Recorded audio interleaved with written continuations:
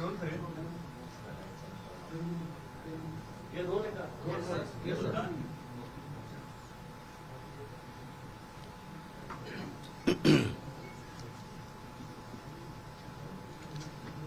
करू. पत्रकार परिषद सुरू करण्या अगोदर मी एका गोष्टीचा खुलासा करू इच्छितो. काल एक आपले खेळाडू गावित हे काल येऊन गेले. तुमच्याकडे बातम्या मी पाहिल्या. त्यातला सर्वात महत्वाचा भाग म्हणजे एक तर त्यांना कोणी बोलवलं होतं हे मला माहीत नाही. ते आलेत हेही मला कोणी सांगितलं नाही. त्याच्यामुळे ते आलेत आणि मी भेटणार नाही असं का करीन मी? त्याच्यामुळे मला माहितीच नसलेल्या गोष्टीवरती त्या बातम्या आल्या आणि त्यांचाही काही गैरसमज झाला की ते 2 तास थांबले आणि मी त्यांना भेटलो नाही. परंतु मला माहितीच नव्हतं. मला कोणी सांगितलंच नाही की ते आलेत म्हणून. मला जर कोणी सांगितलं असतं मी निश्चित त्यांना नक्कीच भेटलो असतो. परंतु त्यांना कोणी बोलवलं आणि मला का कोणी सांगितलं नाही ह्या गोष्टी सगळ्या बाजूला सोडा आपण. परंतु भेट नाही झाली त्याच्याबद्दल ते नाराज झाले. त्याच्याबद्दल मी दिलगिरी व्यक्त करतो. ते मला असं वाटतं दिल्लीला गेलेले आहेत आणि दिल्लीला जाऊन आल्यानंतर मी निश्चित त्यांची भेट घेईन आणि त्यांच्याशी मी निश्चित या गोष्टी बोलीन. तुमचाही काही संपर्क झाला तर मला असं वाटतं त्यांच्या कानावरती ही गोष्ट घाला की मलाच काही माहीत नव्हतं. त्याच्यामुळे भेटण्याचा न भेटण्याचा काही विषय येत नाही. बाकी काय विचारा आता काय. नाशिक सिंहस्थ कुंभमेळ्यावर सध्या फोकस आहे संपूर्ण प्रशासनावर. आपल्या सत्ता काळामध्ये सिंहस्थ कुंभमेळा झालेला होता. आता आपण जी माहिती घेत आहे किंवा आपल्याला जे कळतं सिंहस्थाची कामं शहरभर सुरू आहेत. काय इनपुट्स आहेत आणि काय नेमकी अपेक्षा आहे?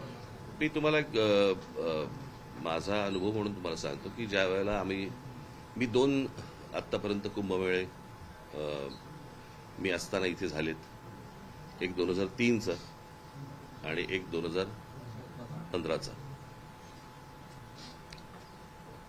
2003चा कोणाला आठवत पण नसेल. 2015 बद्दल आपण बोलू. 2015चा जो कुंभमेळा झाला त्यावेळेला जी काही नाशिकमध्ये जी काही कामं झाली आणि ज्या प्रकारे कुंभमेळा झाला मला असं वाटतं की नाशिक शहराला देखील कळलं नव्हतं की कुठे काय कामं सुरू आहेत आणि काय कशा प्रकारची कामं सुरू आहेत. ती झाल्यानंतर सर्वांना दिसलं की कशा प्रकारचे रस्ते झालेत आणि काय झाले वगैरे. आणि त्या कुंभमेळ्यातनं पैसे काढणं त्यातनं काही अर्थकारण हा मुळात उद्देश नसल्यामुळे तो खूप सोप्या पद्धतीने चांगल्या पद्धतीने तो त्यावेळेला झाला. आत्ताचं जे मला दिसतंय ते मला काय मी ऐकल्यात ज्या गोष्टी. काय रे बाबा तू कुठे होतास तू?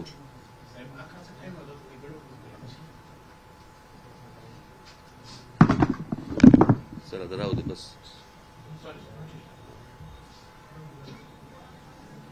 आत्ता मी तुमच्याच माध्यमातून ज्या गोष्टी आमच्या कानावरती येतात संपूर्ण शहरामध्ये खड्डे पडलेले आहेत. काही गाड्या ट्रक बिग सगळे खड्ड्यामध्ये गेलेले आहेत. माणसं गेली आहेत त्याच्यामध्ये खास करून. परंतु या प्रशासनाला काही नाही डिम्म येतं ना. माणसं मेल्याचं गेल्याचं यांना कुठचे काही सोयीसुतक नाहीये. आणि बस आपली त्या सगळ्या भागातनं म्हणजे त्या सगळ्या कामातनं कमिशन कशी मिळतील हाच फक्त एक सगळ्यात महत्वाचा भाग आहे. या कुंभमेळ्यासाठी मला कळले त्याप्रमाणे सगळे काही अनेक कॉन्ट्रॅक्टर्स हे गुजरातमधले आहेत. म्हणजे महाराष्ट्रामध्ये कॉन्ट्रॅक्टर जन्मालाच नाही आले असा भाग आहे. आणि वरून जे आदेश येतील त्याप्रमाणेच फक्त हे कुंभमेळे करायचे. आणि महाराष्ट्रामधल्या एकूणच सगळ्या गोष्टी ह्या वरतून जे आदेश येतील त्याप्रमाणेच जर समजा हाताळायचे असतील तर त्यांना लख लाभो. दुर्दैव आहे. मला वाईट या गोष्टीचं वाटतं. इतकं सुंदर मी त्यावेळेला आम्ही नाशिक केलं होतं त्याची सगळी दुर्दशा बघून वाईट वाटतं. म्हणजे ते बॉटॅनिकल गार्डन असेल किंवा माननीय बाळासाहेबांच्या नावाने केलेलं म्युझियम असेल किंवा अनेक गोष्टी ज्या त्यावेळेला केल्या होत्या त्या सगळ्या गोष्टींची बस दुसऱ्याने केलंय म्हणून त्याची वाट लावायची. मला काल का परवाच मी हा प्रश्न विचारला की त्या स्मार्ट सिटीज काय झालं. त्या स्मार्ट सिटीचं कुठे गेलं? त्या स्मार्ट सिटी कुठच्याही देशातल्या कुठच्याही शहरामध्ये तुम्हाला काहीही दिसत नाहीये. सगळी शहरं बर्बाद होताना दिसत आहेत. आणि मला ज्या प्रकारे निवडणुका हाताळल्या जात आहेत त्याही खूप फ्रॉड पद्धतीनेच हाताळल्या जात आहेत हे लोकांनाही कळले, लोकांनाही माहिती आहेत ह्यांना मतदान कशा प्रकारचं होत आहे. परंतु जे काही करतायत मतदान त्यांनी या गोष्टींचा विचार केला पाहिजे. म्हणजे नाशिकमध्ये एवढ्या मोठ्या प्रमाणावरती झाडं तोडली जात आहेत, त्याच्यावरती एवढी आंदोलनं झाली, काही नाही, प्रशासन डिंब. आणि ते सगळं चालू असताना देखील ज्यावेळेला निवडणुका झाल्यानंतर परत जर समजा भाजपचं लोकांना निवडून देत असतील, भोगा. अजून काय बोलू शकतो मी.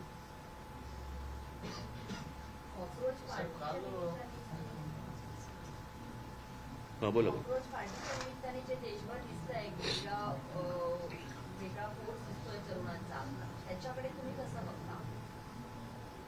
नाही कसं आहे, आता ह्या सगळ्या गोष्टींमध्ये हे शिक्षणामधल्या ज्या गोष्टी आहेत,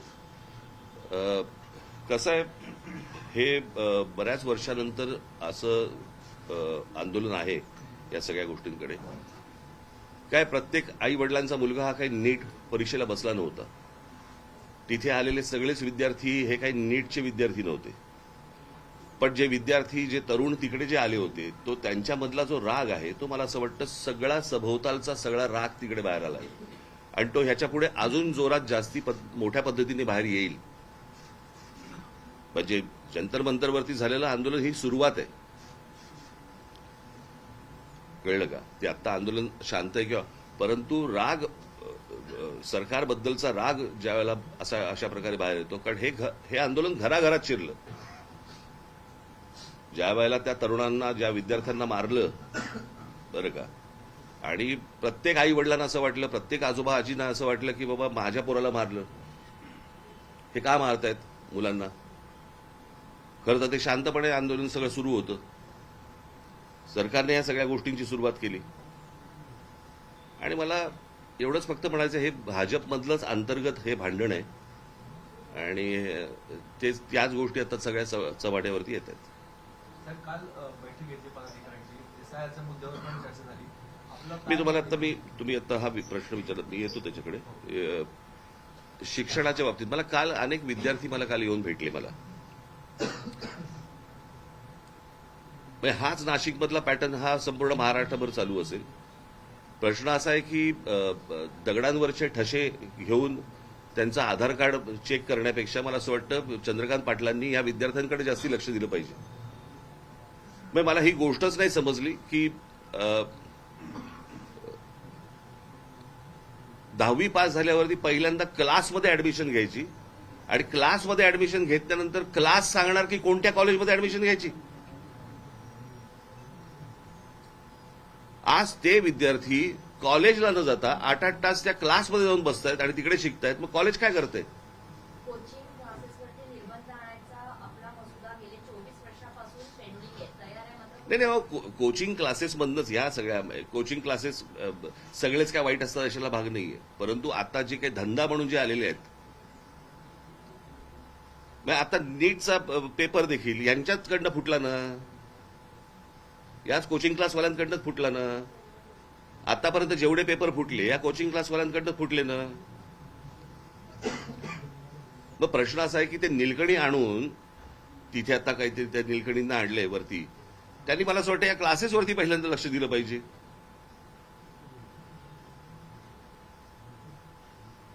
क्लासेस ठरवणार की विद्यार्थ्यांनी कोणत्या कॉलेजमध्ये जायचं, हे कुठची शिक्षण पद्धत. चंद्रकांत पाटलांनी याच्यामध्ये लक्ष घातलं पाहिजे, मुख्यमंत्र्यांनी याच्यामध्ये लक्ष घातलं पाहिजे. विद्यार्थ्यांचे हाल होत आहेत. मग कॉलेजमधली फी किती, 20,000 रुपये, आणि क्लासमधली फी किती, 1,40,000 रुपये. म्हणजे क्लासेस आणि कॉलेज यांच्या संगनमतानेच ह्या सगळ्या गोष्टी होत आहेत. मग क्लासेसवाले कॉलेजवाल्यांना पैसे पुरवत असणार. क्लासमध्ये 8-8 तास गेल्यानंतर कॉलेजमध्ये अटेंडन्स कसा लागतो. या अशा प्रकारची भिकार शिक्षण परिस्थिती शिक्षणाची असताना त्याच्यानंतर तुम्ही म्हणायचं की विद्यार्थ्यांनी चिडायचं नाही, तरुणांनी चिडायचं नाही, म्हणजे काय. काल मला काही विद्यार्थी मला इतकं वाईट वाटलं. मला त्यांनी विचारलं, साहेब परत नीटचा पेपर नाही ना फुटणार. एवढी आज तिथे एक मुलगा मला मी त्या मुलाचं नाव काल त्याचे घरचे येऊन गेले ज्याने आत्महत्या केली, यश गोसावी. त्या मुलाने आत्महत्या केली. ज्या 21 विद्यार्थ्यांची नावं आहेत आत्महत्या केलेल्या ह्याच्यामध्ये, त्याच्यामध्ये त्या यशचं नाव नाहीये. नाशिक मधला मुलगा आहे तो.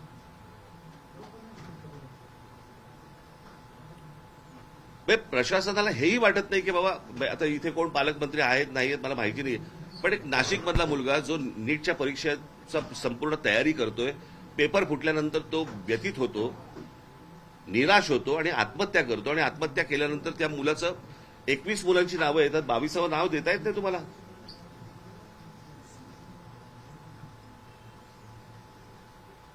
हे कोणतं सरकार चालू आहे आणि काय प्रकार चालू आहे मला समजलंच नाही. मला मी तुम्हाला एक गोष्ट वाचून दाखवतो, तुम्ही ती सर्वांनी नीट ऐका. आता बस, आता शांत.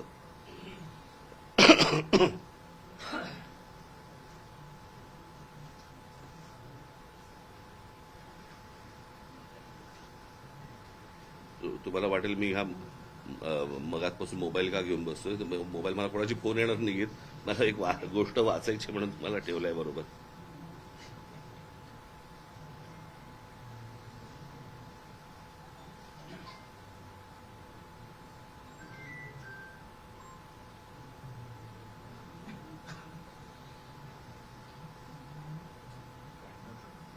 हा तेच तुला पाठवलं होतं ना काय. हा हा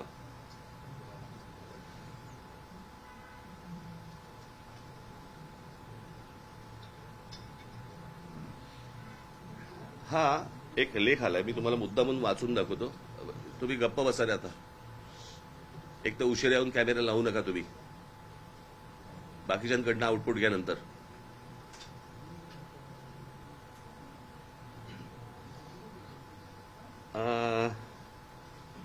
टाइम्स ऑफ इंडियामध्ये आलेला हा लेख आहे, मी मुद्दा म्हणून तुम्हाला वाचून दाखवतोय. हा पल्लवी अय्यर या पत्रकारांनी हा लेख लिहिलेला आहे त्याच्यामध्ये, आणि त्यांनी चीन आणि भारत अशी एक कंपॅरिझन त्यांनी केलेली आहे.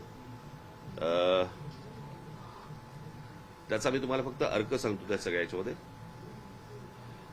आपली आणि चीनची तुलना खरं तर करू नये. मोठी लोकसंख्या ही एक गोष्ट सोडली तर खूप फरक आहे. आपल्यात मुख्यतः तिथे लोकशाही नाही आणि आपल्याकडे ती आहे. तिथली राज्यव्यवस्था वेगळी आणि आपली वेगळी. परंतु तिथे शाळा झाल्यानंतर, 10वी झाल्यानंतर, शाळा झाल्यानंतर चीनमध्ये सगळी मुलं एक परीक्षा देतात, सगळी. त्या परीक्षेला गावकाव असं नाव आहे, गावकाव. मागे आवाज बंद करा रे तुम्ही, नाही तर निघून जायला सांगता ना. एक तर ते पत्रकार नाही आहेत. भारतात नीट दिली, भारतामध्ये नीटची परीक्षा 22,70,000 मुलांनी दिली. तर यावर्षी चीनमध्ये गावकाव नावाची परीक्षा दिली साधारण 1,33,50,000 मुलांनी, भारताच्या 6 पट. त्यात त्यांनी जे केलं ते आजच्या टाइम्स ऑफ इंडियामध्ये पल्लवी अय्यर यांनी दिलंय. त्याच्यात त्यांनी मुद्दे दिलेत, 6 मुद्दे महत्वाचे आहेत. प्रश्न एकाच, हे जे प्रश्न आहेत त्याचे प्रश्न पत्रिका, प्रश्न एकाच ठिकाणी तयार केले, परंतु परीक्षा घेण्याची जबाबदारी प्रांतांवरती सोपवली. सर्वात महत्वाचा मुद्दा हे आपल्याकडे जे काही केंद्रीय पद्धतीने जे चालू आहे, एका ठिकाणी पेपर त्यांनी केले आणि राज्यांना सांगितलं की तुम्ही कंडक्ट करा म्हणून. परीक्षा पेपर्स एखाद्या टॉप सिक्रेट प्रमाणे गुप्त ठेवले गेले. पेपर्स ने आण करत असलेल्या वाहनांवरती जीपीएसद्वारे लक्ष ठेवले गेले. त्यांना पोलीस संरक्षण होतं. हाय सिक्युरिटी प्रेसमध्ये जिथे नोटा छापतात तसे पेपर्स छापले गेले. तितकीच सुरक्षा होती जिथे तिथला कचरा आणि ड्रेनेज व्यवस्थेवरतीही लक्ष होते. त्याच्यातनं कोणी बाहेर काढू देत पेपर वगैरे.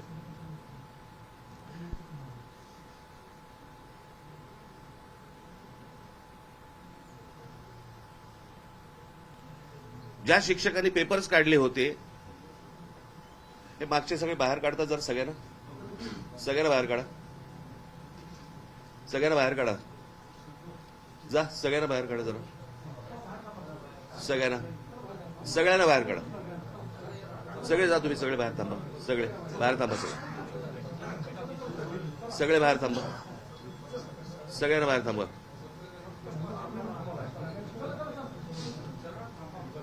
सगळ्यांना बाहेर थांबवा. जा तुम्ही सगळे बाहेर थांबा. सगळे बाहेर थांबा तुम्ही. सगळ्यांना बाहेर थांबवा. सगळ्यांना बाहेर थांबवा. तुम्ही बाहेर जा सगळे.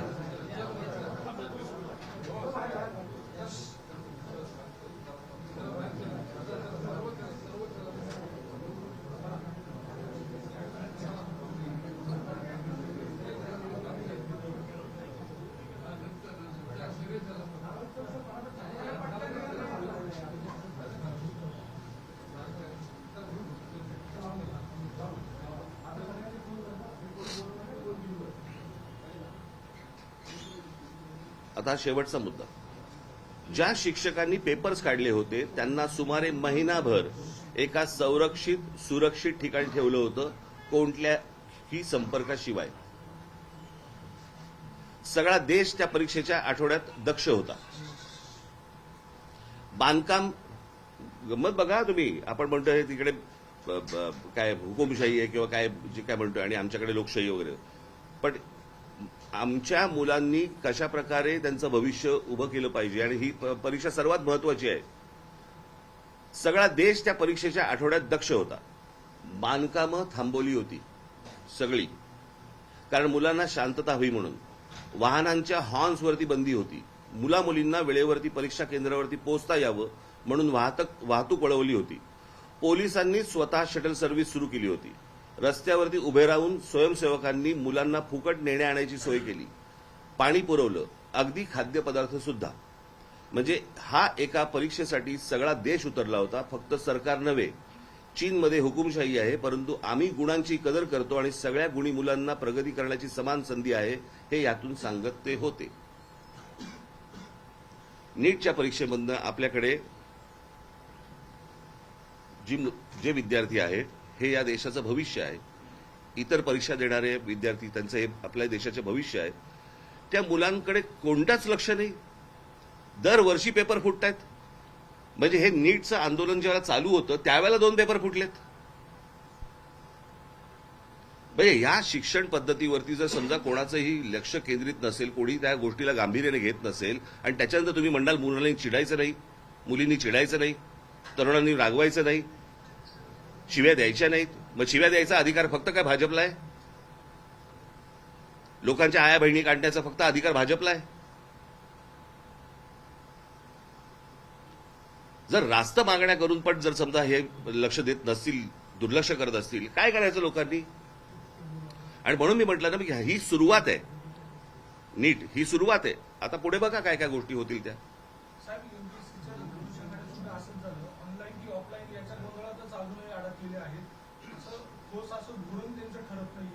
एक मिनिट जर थांबे. कोण आहे रे हे मोबाईलवरती?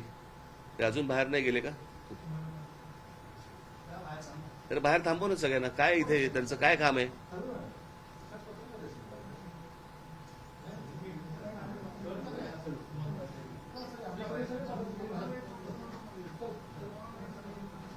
तुम्ही आता जंतर मंतरच्या आंदोलनाची उद्देशून म्हणालात की हे भाजपमधीलच अंतर्गत भांडण पुढे समोर आले म्हणतात. हे नक्की काय तुम्हाला? मी सांगितलं होतं ना मागच्या वेळेला. मी एका पत्रकार परिषदेमध्ये, मी माझ्या सभेमध्ये पण सांगितलं, माझ्या भाषणामध्ये पण सांगितलं होतं. हे प्रत्येकाच्या महत्वाकांक्षा मोठ्या झालेल्या आहेत. आम्हाला पंतप्रधान व्हायचंय, मला पंतप्रधान व्हायचंय. त्याच्यामुळे त्या दिवशी मी जे सांगितलं ना की ज्या वेळेला तुम्ही समोरचे शत्रू ज्या वेळेला संपवतात त्यावेळेला शत्रू तुमच्यामध्ये निर्माण होतात आणि ते जगाचा इतिहास आहे हा. ती प्रोसेस भाजपमध्ये सुरू झालेली आहे ऑलरेडी. आता ती थांबू नाही शकत. वैद्यकीय महाविद्यालयामध्ये प्रवेशासाठी नीट परीक्षा आहे. त्याच्यानंतर आता प्रत्येक अभ्यासक्रमासाठी वेगवेगळ्या परीक्षा करण्यात आल्या आणि यातून खरं म्हणजे मोठा भ्रष्टाचार होतो. अनेक वेळेस मुलं जी 12वीला चांगला मार्क करतात त्या मार्कांवर पडतात. नाही, माझं तर म्हणणं आहे ते बाकी सगळ्या गोष्टींवरती आपल्याला करता येईल. पहिल्यांदा कॉलेजची भूमिका काय आणि हे जे धंदेवाईक जे क्लासेस जे निर्माण झालेले आहेत ह्यांची हे हटणार की नाही हटणार? मला असं वाटतं सरकारचा कस पहिला इथे लागला पाहिजे.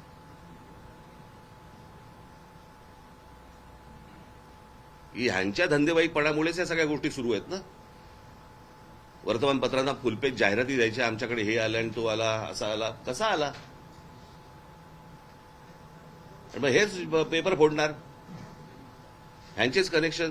म्हणजे मी पहिला नीटचा पेपर फुटला, बरोबर आहे, त्यावेळेला मी जर चुकत नसीन तर काहीतरी 25 लाख रुपये काहीतरी त्याची किंमत होती, बरोबर.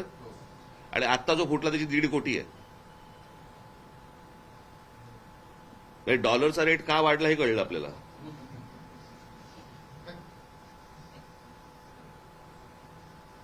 आणि हे सगळ्या गोष्टी बाहेर येत आहेत, सगळ्या गोष्टी सगळ्यांना माहिती आहेत आणि कोणी कंट्रोल करत नाहीये. म्हणजे काय, म्हणजे सरकारमधले कोणी अडकलेत का त्याच्यामध्ये? लोक आहेत का कोणी ज्यांचा धंदा त्याच्यावरती अवलंबून आहे?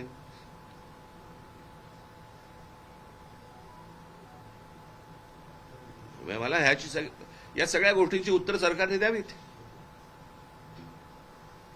महाराष्ट्र लोकसेवा आयोगाच्या अनुषंगाने देखील अजूनही गोंधळ आहे. ऑफलाईन किंवा ऑनलाईन परीक्षा कशी द्यायची ठरत नाहीये. विद्यार्थी तुम्ही मला प्रश्न विचारताय का सांगताय? याच्यामध्ये काय सोल्युशन वाटतं? कशा पद्धतीने मी काही त्यातला तज्ज्ञ नव्हे, बरं का. जे लोक तज्ज्ञ आहेत त्यांच्याशी ह्या गोष्टी, तज्ज्ञ आहेत ना एवढे, तज्ज्ञांची काय कमतरता आहे का? परंतु प्रश्न असा आहे ना सरकारचा की सगळं आम्हालाच कळतं. यातनं ज्या दिवशी सरकार बाहेर येईल आणि ज्या दिवशी तज्ज्ञांशी ज्याला चर्चा करून त्याच्यातनं काहीतरी सोल्युशन येईल तेव्हाच होईल ना, त्याशिवाय कसं होईल? आता ते नीलकंठीने आणले तर मला माहित आहे ते काय करणार आहेत.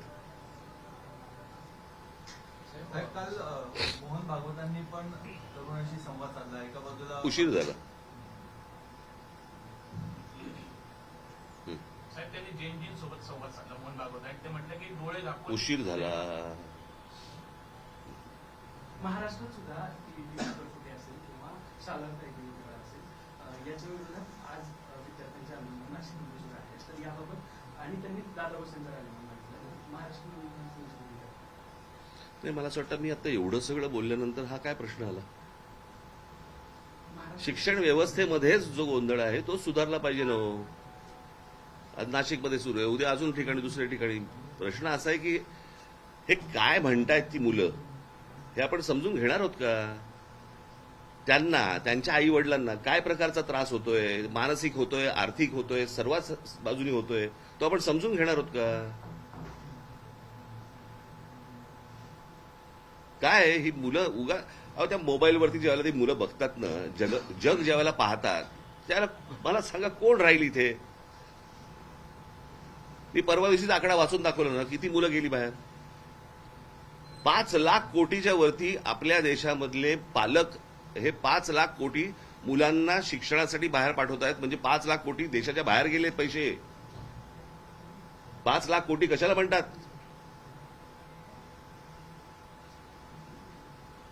अहो या विद्यार्थ्यांचं काय, म्हणजे याचं काय आहे? इथे सरकारमधले असलेल्या मंत्र्यांची मुलं बाहेर शिकतायत. म्हणजे ज्यांचा आता राजीनामा घेतला, कोणते धर्मेंद्र प्रधान, त्यांची मुलगी बाहेर परदेशात शिकतेय. धर्मेंद्र प्रधानांच्या मुलीचा जर देशाच्या शिक्षण व्यवस्थेवरती विश्वास नसेल, बाकीच्या मुलांचं काय घेऊन बसलो आपण?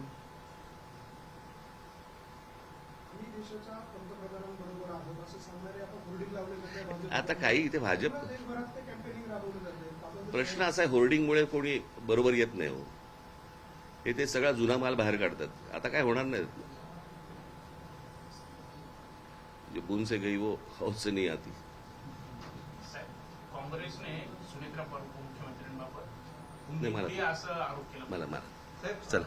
कालच्या बैठकीमध्ये आपण एसआयआरच्या मुद्द्यावर पण मार्गदर्शन केलं. एकूण जे एसआयआरची कार्यप्रणाली चालू आहे देशामध्ये काय नाही, मला अनेक ठिकाणी मला एसआयआरचे जे अधिकारी आहेत त्यांच्याबरोबर भारतीय जनता पक्षाची लोक फिरत आहेत. का फिरत आहेत?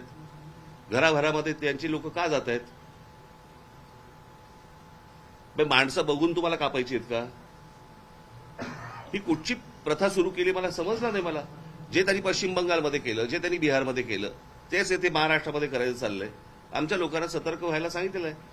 3 वर्ष आहेत निवडणुकांना. अशी काही यादीचे कन्फर्म करू शकत नाहीत ती. अशी काय माणसांना तुम्ही डिलीट करू शकत नाही. पण कशा प्रकारच्या गोष्टी सुरू आहेत त्यांच्या ते तुम्हाला लक्षात येतं. आणि हे कशा प्रकारच्या निवडणुका कसे जिंकतात तेही तुमच्या लक्षात येतं. सगळा फ्रॉड आहे अख्खा. हे मी आज नाही बोलतोय, मी 2017 पासून बोलतोय. मी ज्यांना ज्यांना सांगितलं त्यांना आज कळतंय. चला. कालपासून तो नाशिक